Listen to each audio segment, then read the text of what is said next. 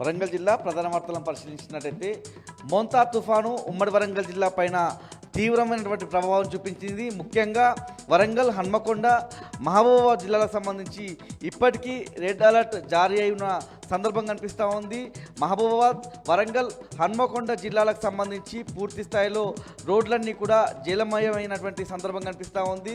ముఖ్యంగా జీడబ్ల్యూఎంసీ పరిధిలో ఉండేటువంటి వరంగల్, హన్మకొండ జిల్లా కేంద్రాలకు సంబంధించి నడుములోతు వరకు నీళ్లు చేరినటువంటి పరిస్థితి కనిపిస్తూ ఉంది. చాలా కాలనీలకు సంబంధించిన ప్రజలు వరద నీటితో ఇబ్బందులు పడుతూ ఉన్నారు. వాహనదారులు ఇబ్బందులు పడుతున్నటువంటి పరిస్థితి కనిపిస్తూ ఉంది. ఇక మహబూబాబాద్ జిల్లా మనం చూసినట్టయితే డోర్నకల్ జంక్షన్ సంబంధించినటువంటి రైల్వే స్టేషన్లో పూర్తిగా ట్రాక్ పైకి నీళ్ళు వచ్చినటువంటి పరిస్థితి, పూర్తిగా ప్లాట్ఫామ్ పై నుంచి నీళ్లు వెళ్తున్నటువంటి సందర్భంలో ఇప్పటికే వరంగల్ నుంచి వెళ్ళేటువంటి రైళ్లన్నింటినీ కూడా నిలిపివేశారు. పలు రైళ్లను రద్దు చేశారు. పలు రైళ్లకు రాకపోకలకు అంతరాయం ఏర్పడినటువంటి పరిస్థితి కనిపిస్తూ ఉంది. మహబూబాబాద్ జిల్లాకు సంబంధించి అనేక గ్రామాలకు వెళ్ళేటువంటి రోడ్ల కనెక్టివిటీ కూడా కట్ అయినటువంటి సందర్భం కనిపిస్తూ ఉంది. ఇటు జనగామ జిల్లా, జయశంకర్ భూపాలపల్లి, ములుగు జిల్లాలకు సంబంధించి కూడా వర్ష ప్రభావం తీవ్రంగానే కనిపిస్తూ ఉంది.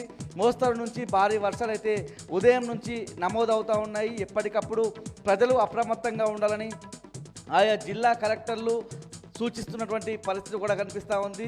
ఇవాళ కురిసినటువంటి భారీ వర్షాలకు సంబంధించి రాష్ట్రంలోనే అత్యధికంగా వరంగల్ జిల్లా నెక్కొండ మండలం రెడ్లవాడలో 24.6 సెంటీమీటర్ల వర్షపాతం నమోదైంది. మరో 24 గంటల పాటు కూడా ఈ వర్షపాతం నమోదవుతూ ఉందని చెప్పి వాతావరణ శాఖ అధికారులు సూచిస్తున్నారు.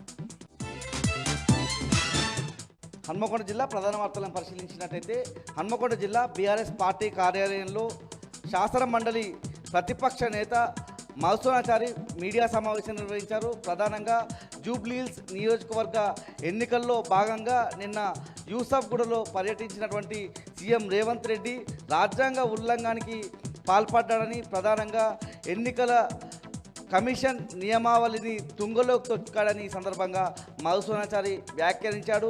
ఈ అంశాన్ని ఎన్నికల కమిషన్ దృష్టికి తీసుకువెళ్తామని, రానున్న రోజుల్లో మరొక 4 రోజుల పాటు కూడా సీఎం పర్యటించే అవకాశం ఉందని, ఖచ్చితంగా ఇప్పటికే రాజ్యాంగాన్ని తుంగలోకి తొక్కే విధంగా వ్యవహరించిన సీఎం రేవంత్ రెడ్డి ప్రచారం జరగకుండా ఎన్నికల కమిషన్ చర్యలు తీసుకోవాలని ఈ సందర్భంగా శాసన మండలి ప్రతిపక్ష నేత మధుసూదనాచారి చెప్పినటువంటి సందర్భం కనిపిస్తూ ఉంది. సీఎం హోదాలో ఎన్నికలు జరుగుతున్న నియోజకవర్గంలో హామీలు ఇవ్వడం ఏంటని చెప్పి ఆయన ప్రశ్నించినటువంటి పరిస్థితి.